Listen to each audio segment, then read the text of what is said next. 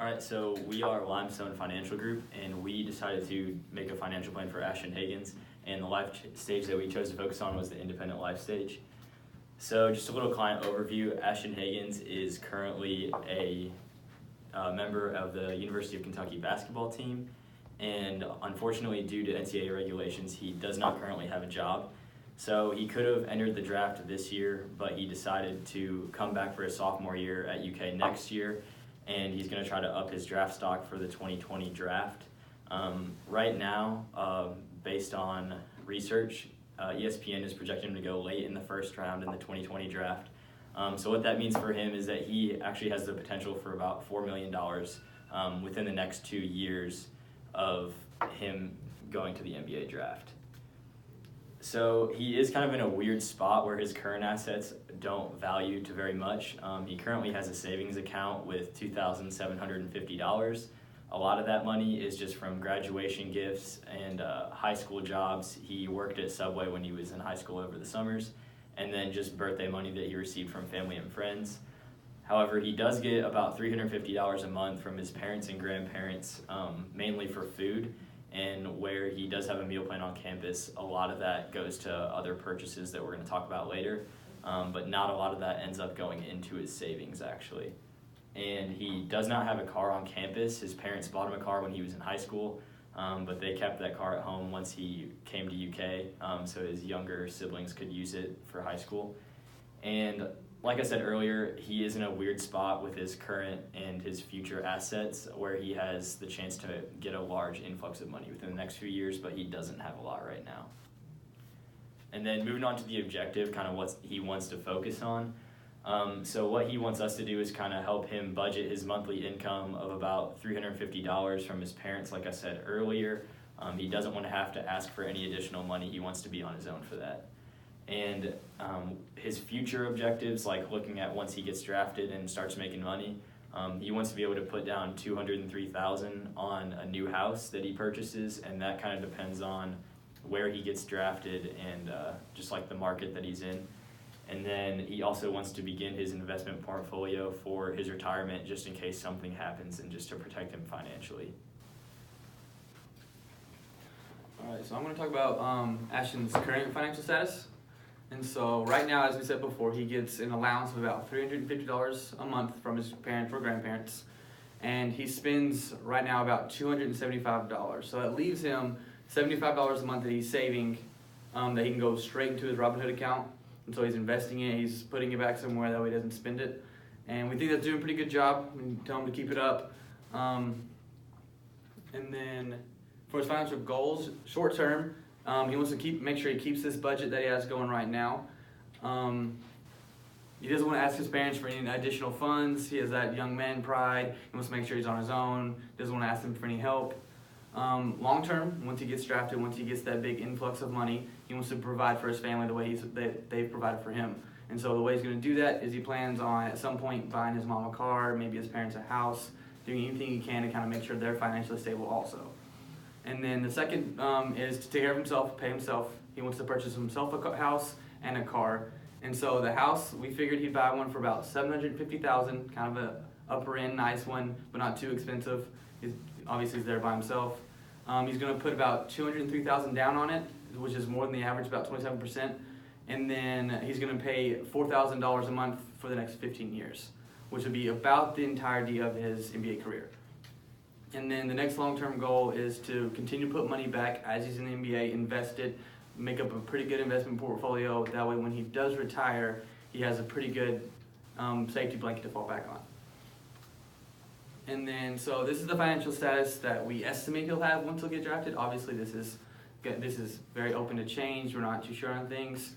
As you can see, there's quite a bit that most people wouldn't have on here, such as personal chef, dietitian, personal trainer, stylist, landscaping crew. Not too many people would be able to front $4,000 just for a chef, but then again, when you're making as much money as he is, you gotta flex on people a little bit. And so we have a graph right here shows the biggest ones are obviously the house payment, like I said, for $4,000, and then the travel we said would be about $5,000. They like to go places, travel, see things that they didn't get to see when they were younger. They didn't have as much money.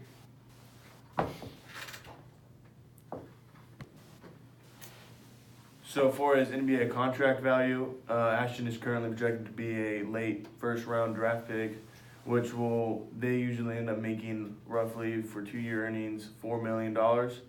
And so that means he'll make $2 million his first year with a state income tax of $100,000. So Ashton currently doesn't have a credit card because you don't really need a credit card at his point in his life right now. But in the future, he's definitely going to need one to build up his credit score because it's good to have a good credit score when you're older. The credit card we recommend for him to get is the Chase Freedom Unlimited credit card. And the reason we recommended that card is because you don't need a previous credit score to get that card. And since Ashton doesn't have a credit card, he doesn't have a credit score. So he'll be able to get that credit card and start building up his credit score.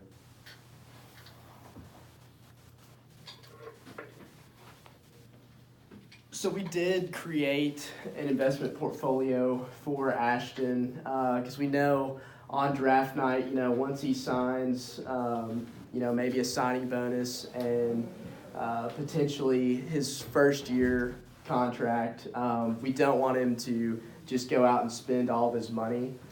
So basically the way we tried to design it is on the investment period, so with tier 1, tier 2, and tier 3 investments. And because he's in the independent life stage and he has a little bit bigger appetite for risk, we feel like we can spread out his money across all 3 tiers pretty evenly. So that means, we want a lot of his money to be, have a nice index fund base. There's a little recommendation for us there. But we also recommend him taking some riskier investments, maybe in foreign markets and, stuff where he's a little bit uncertain. And to offset that risk, we want him invested in some AAA rated bonds. We think that, along with having some risk, you definitely want to make sure you're going to at least have some money to come back to. And finally, we think he will have a nice house, probably in the $750,000 range. He won't pay it off in full initially, but that will definitely still be part of his portfolio. Next, we've got his auto and home insurance. So he'll definitely be buying a car, and we want him to have full coverage auto insurance because, nobody wants to wreck a nice sports car and then have to buy an entire new one again. So with full coverage auto insurance, you get comprehensive and collision. So comprehensive would mean, if his car got broken into or if there was hail, one night. And then, of course, collision will take care of him if he's in an accident, somewhere on the road or something like that. Home insurance, obviously, he's going to want to have that to protect his house, one of his biggest assets. That will depend on where he is drafted because, with that, there's a lot of stuff that goes into the quotes, not just your home value, but just also, what's around your house. And then finally, life insurance we see as a must, whole life insurance particularly, because we want to see that Ashton's dependents have a financial blanket that they can fall back on no matter what point in life, Ashton would pass away. The predicted cost for someone of his age, with State Farm, would be about $75 a month, and he would just pay that throughout his life, so hopefully he could have $500,000 to $1 million for his dependents to rely on once he passes away.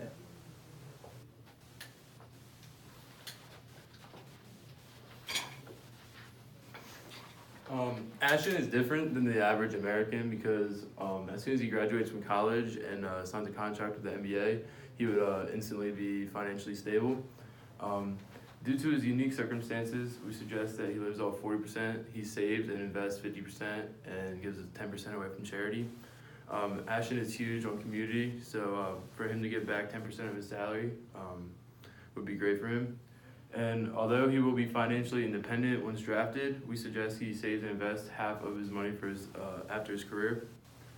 And to remain financially independent after his career, we would have to cut back on the spending because to avoid a major downshift in his transition into retirement, we advise he doesn't rack up unnecessary expenses in the early stages of his career.